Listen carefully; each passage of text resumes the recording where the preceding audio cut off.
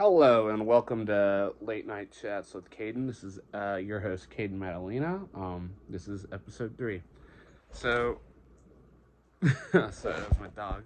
Um, so this is a super late night episode. I'm just keeping my retainer in and everything. I'm just gonna go.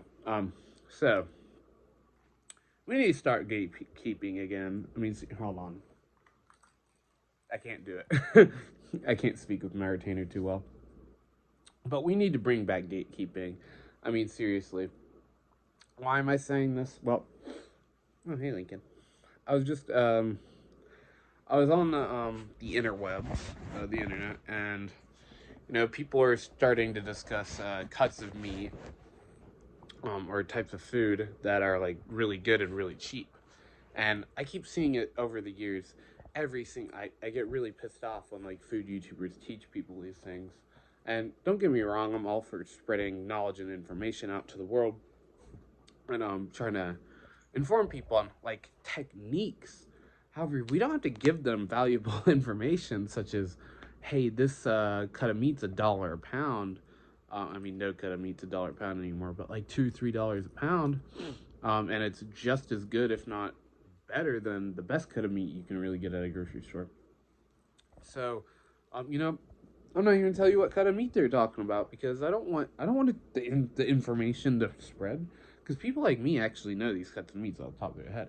For example, skirt steak used to be super cheap. And then when I was around maybe 14, 15, 16-ish years old, um, people started to talk about it, how it's super cheap.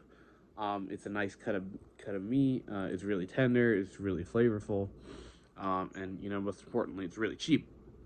It was a thing in California. You get like street tacos with it, and stuff like that, and stuff like tri-tip.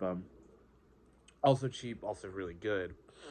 However, you just don't see these things anymore because everybody wants to blab their mouth about what the best cut of meat is for really cheap, and it is very upsetting because as an adult, which is sad to say, honestly, how my grown man, for years now, but as a grown man, you're gonna live on your own. You gotta buy stuff to eat, and this crap is expensive. And then nobody wants to gatekeep anymore. So that information that I know. If you want to tell your friends, yeah, go ahead and tell your friends. Don't tell the world.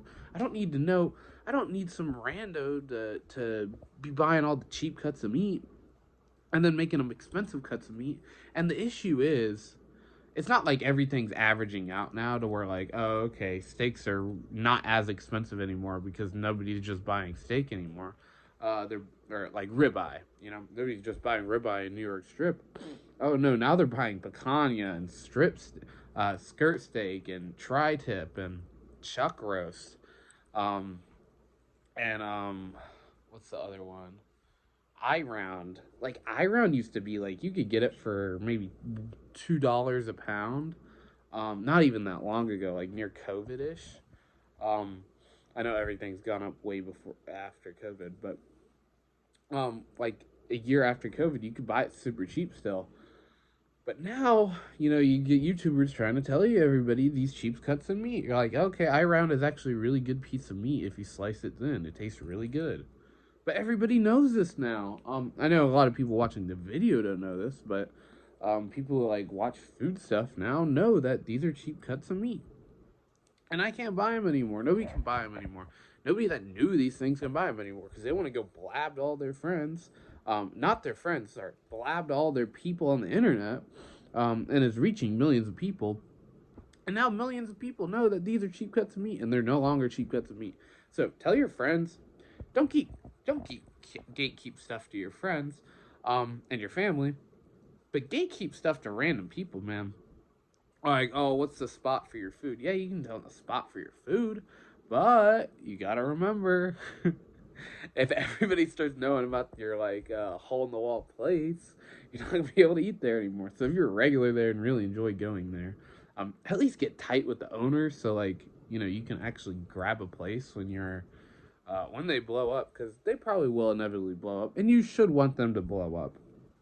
Um, at least for like a lot of local places I know, like you're usually friends with them, or you're at least acquainted with them. You know, you want to see them succeed, and you want to see good businesses succeed. However, for really niche stuff, man, keep it to yourself. Really, for real.